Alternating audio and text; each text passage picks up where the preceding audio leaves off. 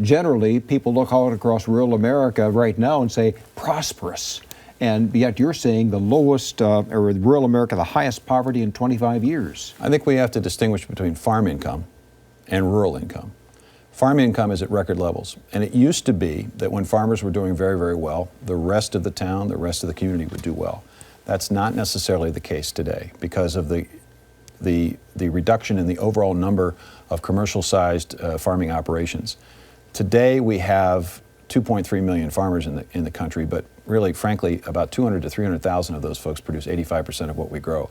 And indeed, 33,000 farming operations produce 50% of what we grow. So we've seen a substantial reduction in the number of farmers out there in the countryside. So the farm income is important, and it's probably stemmed a lot of further bleeding that's taken place in rural America. But we should not kid ourselves that because farmers are doing well, that rural folks on the whole are doing well. Higher unemployment, higher poverty rates, lower incomes. That's why it's important to get a farm bill done, Dean, because we've put in place a four-part strategy to begin turning those numbers around.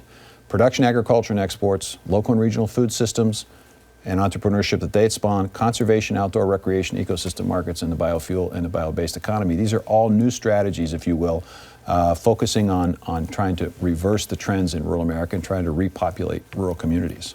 Is that saying that if farming does well, rural America does well in general?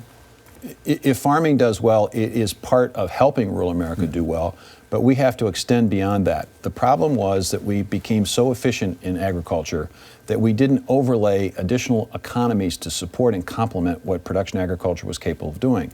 We started to do that with biofuels, and now we're extending that to the bio-based economy where we're making chemicals and polymers and fabrics and fibers. We're now complementing that with conservation and extending its reach to outdoor recreation and a thing called ecosystem markets where folks need conservation benefits and are willing to pay landowners to get those benefits. And this local and regional food system, 107,000 farms today are selling directly to consumers or to a grocery store as a local food or regional food. That's a growing aspect of and a new entrepreneurship and small business opportunity. That's going to help us repopulate. We need the programs of the Farm Bill to support all four of those cornerstones of this new economy we're trying to build. I see.